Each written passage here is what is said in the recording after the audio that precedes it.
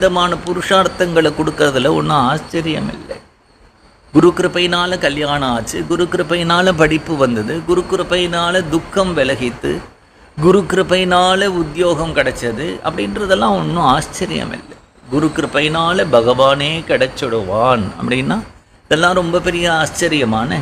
அதனால் குரு கிருபை அப்படிங்கிறது ஒருத்தனை எப்படி ஒரு ஸ்பர்ஷ வேதி மாதிரிங்கிறார் பகவத் பாதா.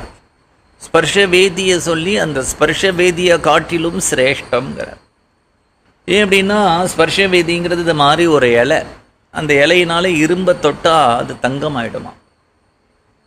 ஆனால் அந்த தங்கம் இருக்கே, அந்த தங்கத்தை வச்சுட்டு இன்னொரு இரும்பை தொட்டால் அது தங்கமாகாது, திருப்பி ஸ்பர்ஷ வேதி தான் வேணும். ஆனால் குரு என்ன பண்ணுவார் அப்படின்னா ஒத்தனை அனுகிரகம் பண்ணிட்டு போவார். அவன் 10 பேருக்கு அனுகிரகம் பண்ணுவான், அந்த 10 பேர் 100 பேருக்கு அனுகிரகம் பண்ணுவார், 100 பேர் 1000 பேருக்கு அனுகிரகம் பண்ணுவார். அது குரு கிருபை அப்படி ஒரு ரசாயனம், ஒரு கெமிஸ்ட்ரியை உண்டு பண்ணிடும். அதனால ஈரேழு லோகத்திலையும் குருவனுடைய கிருபைக்கோ குருவனுடைய பெருமைக்கோ உதாரணம் சொல்லலாம் அப்படின்னா உதாரணமே கிடையாது. குரு கிருபை தான். அதனால் நித்தியமே குரு கிருபையை ஸ்மரிக்கணும் அப்படின்னாலும் இன்றைக்கி வியாச பூர்ணிமா, அது குரு பூர்ணிமா, இன்றைக்கி அவருடைய கிருபையை ஸ்மரிக்கணும். அப்படிங்கிறதுனால எப்படி நம்ம ஆரம்பிக்கும் பொழுதே லக்ஷ்மிநாத சமாரம்பாம் அப்படின்னு ஆரம்பித்து இன்றைக்கி தன்னுடைய குரு வரைக்கும் குரு பரம்பரையை ஸ்மரிச்சுண்டு நம்மளுடைய அஸ்மத் குரு, என்னுடைய குரு அப்படிங்கிற வரைக்கும் நம்ம ஸ்மரிக்கிறோம். அவாமாளுக்குன்னு குரு இருக்கார். அந்த குரு ஒரு பிள்ளையார் சதுர்த்தினா பிள்ளையாரை பூஜை பண்ணுறோம். நவராத்திரி அப்படின்னா லக்ஷ்மி, துர்கா லக்ஷ்மி, சரஸ்வதியை பூஜை பண்ணுறோம். அந்த மாதிரி அந்தந்த உச்சித காலத்தில் அவர்கள் அந்தந்த தெய்வத்தை பூஜை பண்ணுற மாதிரி இன்றைக்கி வியாசரை, இன்றைக்கி எல்லாருக்கும் இருக்கக்கூடிய பொதுவாக இருக்கக்கூடிய வியாசர், அப்புறம் அவாவாளுக்கு இருக்கக்கூடிய குருவை ஸ்மரிக்க வேண்டிய ஒரு காலம். அதுவும் இல்லாமல் பிரத்யேகமாக பகவன் நாம சித்தாந்தம் பண்ணின பகவன் நாம போதேந்திரால் குரு பூர்ணிமா அன்றைக்கி தான் பிறந்தார், அவதாரம் பண்ணினார். பிரத்யேகமாக அவருடைய ஜெயந்தி இன்னைக்கு. இதனால் எல்லாரும் குருவை ஸ்மரிச்சுண்டு அந்த குரு காண்பிக்கக்கூடிய ஒரு வழி, எல்லாருக்கும் பொதுவான ஒரு வழி பாகவத தர்மம். அந்த பாகவத தர்மம் அப்படிங்கிறது பகவன் நாமத்தை அடிப்படையாக கொண்டது. எப்பொழுதும் பகவன் நாம கீர்த்தனம் பண்ணிண்டு குருவனுடைய கிருப்பையை ஸ்மரிச்சுண்டு நம்ம எல்லாரும் எப்பொழுதும் சர்வ மங்களத்தினுடையும் சர்வக்ஷேமத்தோடு என்றைக்கும் வாழ்வதற்கு நம்ம மாதுரி சகி சமேத பிரேமிக வரதன் எப்பொழுதும் அனுகிரகம் பண்ணட்டும். கோபிகா ஜீவனஸ்மரணம் தா கோவிந்தா சத்குருநாத மகாராஜுக்கு ஜெய். நாரதர் அங்கே பண்ணின உபதேசம் சத்சங்கம்.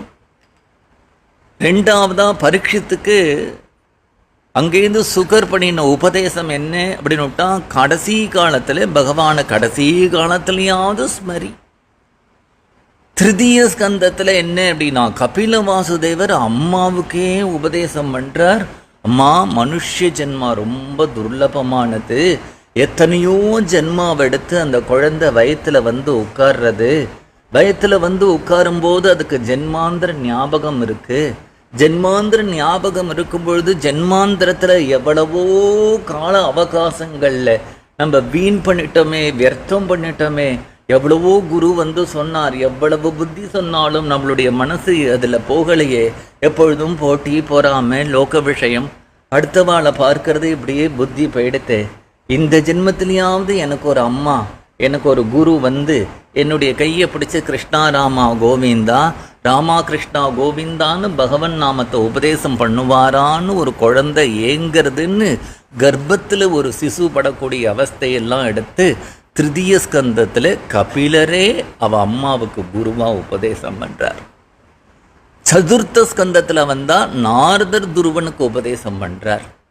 நாரதர் உபதேசம் பண்ணுறது இருக்கட்டும், அதில் அருமையான உபதேசம் அழகா பிருத்து அங்கேருந்து பண்ணக்கூடிய உபதேசம், ஒரு காலம் மனுஷனை ஸ்தோத்திரம் பண்ணாத, ஸ்தோத்திரத்துக்கு தகுந்தவன் பகவான். மனுஷனுடைய குணங்களை நம்ப முடியாது. இன்னைக்கு கருமையாக இருக்கிறவன் நாளைக்கு வள்ளலாவான், இன்னைக்கு வள்ளலாக இருக்கிறவன் நாளைக்கு கருமையாவான். இன்னைக்கு பொறுமையா இருக்கிறவன் நாளைக்கு பொறுமை இல்லாதவன் ஆயிடுவான். அதனாலே மனுஷன் ஒரு காலம் ஸ்துதிக்கு தகுந்தவன் அல்ல. அடுத்ததா சொல்றார், நேரத்தை வியர்த்தம் பண்ணாத பிருது உபதேசம்.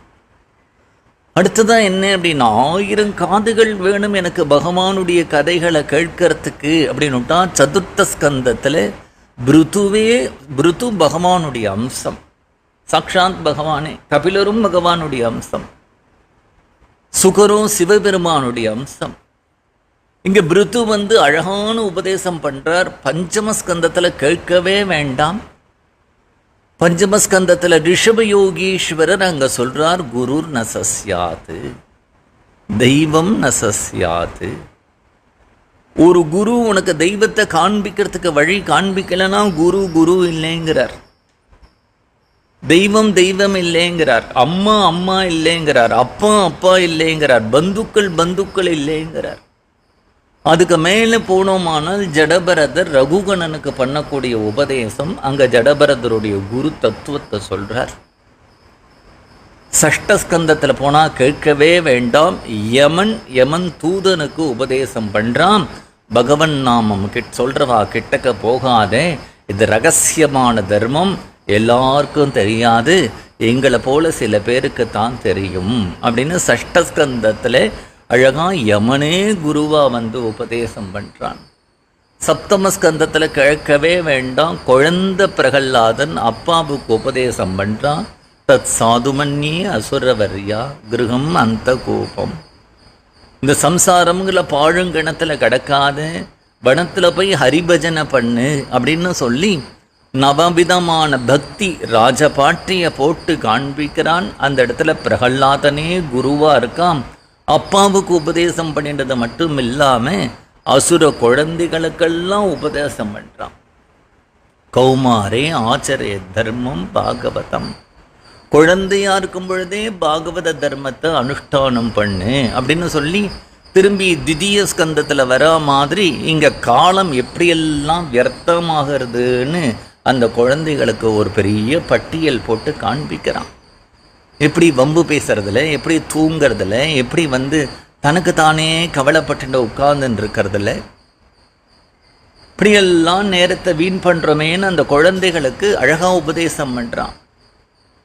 அஷ்டமஸ்கந்தத்தில் எடுத்துட்டு வந்தா அழகா அங்க சொன்னார் இல்லையா, குருர் நசஸ்யாது.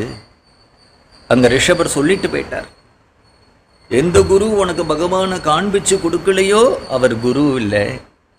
இங்க சுக்கராச்சாரியார் என்ன பண்றார் அப்படின்னா, கொடுக்காதே, தானம் கொடுக்காதே, வந்திருக்கிறவர் ஹரி விஷ்ணு மாயா மாணவகோ ஹரிஹீனர். குரு சொன்னதை கேட்கல, ஏன்னா தெய்வத்தை காண்பிச்சு கொடுக்க மாட்டேங்கிறார். அப்ப அங்க கொடுக்கறதுக்கு இது வியாக்கியான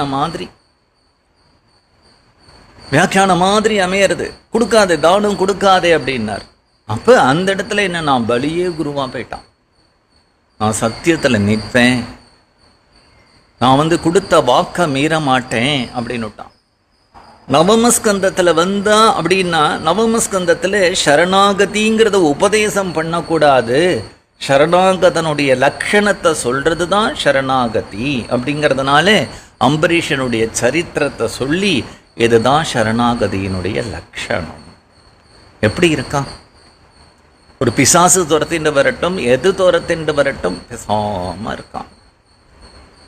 நவமஸ்கந்தத்திலே அந்த அம்பரீஷனே நமக்கு ஒரு குருவாகி ஒரு சரணாகதன் எப்படி இருக்கணுங்கிறத காண்பிச்சார். 10வது ஸ்கந்தத்தில் வந்தோமானால் அழகா கோபிகைகள் தான் உத்தவனுக்கு குருவாகி பிரம்மரகீதத்தை சொல்றான், உபதேசம் பண்றான்.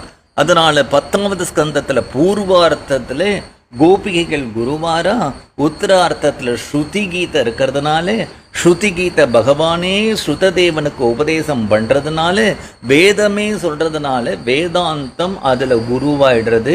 11வது அத்தியாயத்தை எடுத்துட்டா கேட்கவே வேண்டாம்.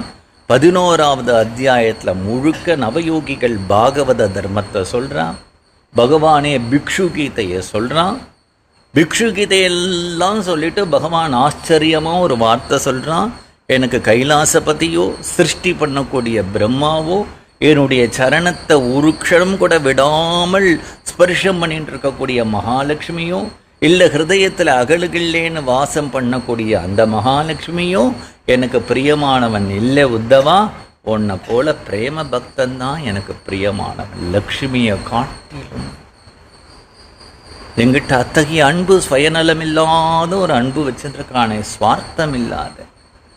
உங்ககிட்ட இருக்கிற பிரேமே எனக்கு யார்கிட்டையும் இல்லை அப்படிங்கிறான். பிக்ஷுக்கு உபதேசம் பண்ணுறான். 11வது ஸ்கந்தம் முழுக்க இவ்வளவும் சொன்னான். எப்படி பகவத்கீதையில் ஒவ்வொரு யோகத்தை சொல்லிட்டு தியான யோகத்தை சொன்னார், கர்ம யோகத்தை சொன்னார், ஞான யோகத்தை சொன்னார், சாங்கிய தத்துவத்தை சொன்னார். ஒன்றும் முடியலே அப்படின்னா சரணாகதி பண்ணு அப்படின்னு சொன்னார் இல்லையா. பாகவதத்தில் ஒவ்வொரு ஸ்கந்தத்தில் சத்சங்கத்தை காண்பிச்சார். அங்கிருந்த பாகவத ஸ்ரவணத்தை காண்பிச்சார். கபிலர் சாங்கிய தத்துவத்தை காண்பிச்சார். சதுர்த்த ஸ்கந்தத்தில் ரிஷபயோகீஸ்வரர், சதுர்த்த ஸ்கந்தத்தில் பிருத்து சொன்னார். பஞ்சமஸ்கந்தத்தில் ரிஷபயோகீஸ்வரர், அப்புறம் ஜடபரதர் உபதேசம் பண்ணினார். சஷ்டஸ்கந்தத்தில் அஜாமிலனுடைய சரித்திரத்தில் யமதூதர்கள் உபதேசம் பண்ணினான். சப்தமஸ்கந்தத்தில் வந்தோமானால் பிரகல்லாதன் உபதேசம் பண்ணினான். அஷ்டமஸ்கந்தத்திலே பலியே சுக்கராச்சாரியாருக்கு உபதேசம் பண்ணுறான். நவமஸ்கந்தத்தில் அம்பரீஷன் சரணாகதனுடைய லட்சணத்தை காண்பிச்சான். 10 பிரேம் பக்தியினுடைய ஒரு பெருமையை கோபிகைகள் உத்தவனுக்கு உபதேசம் பண்ணினா. உத்தரார்த்தத்தில் ஸ்ருதி கீதை வந்தது.